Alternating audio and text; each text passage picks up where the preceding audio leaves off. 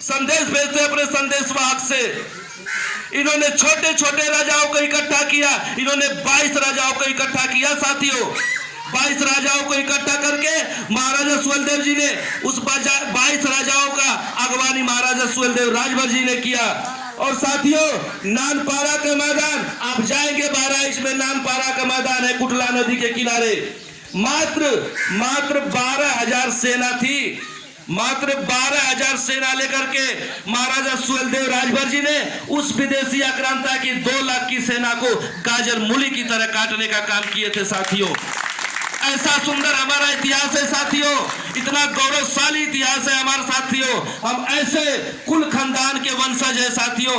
और हम लोग क्या छिपे हैं, हम लोग अपने इतिहास को जाने, लोगों को बताएं कि इतना गौरवशाली इतिहास न द्वापर में न था, न त्रेता में था साथियों।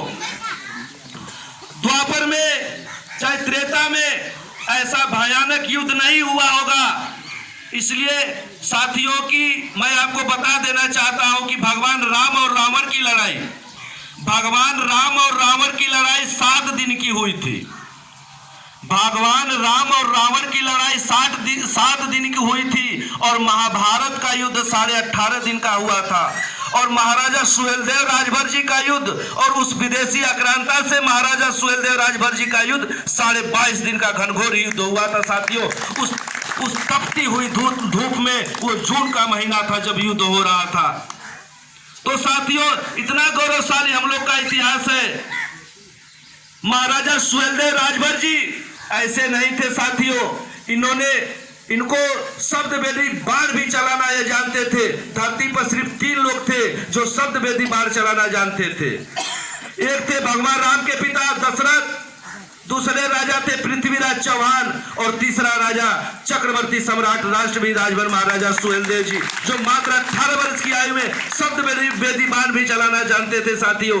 और कुछ गद्दार और बेईमान हमारे इतिहास के साथ खिलवाड़ कर रहे हैं, लेकिन धन्य है माननीय ओम प्रकाश राजभर जी, जिन्होंने इतिहास को आज धरातल पे लाकर खड़ा कर दिए। ऐसा कोई गांव नहीं है, ऐसा कोई प्रदेश नहीं है, ऐसा कोई जिला नहीं है कि जहां पर चक्रवर्ती सम्राट राष्ट्रवीर राजभर महाराजा सुहेलदेव जी की जयंती नहीं मनाई जा रही है साथियों।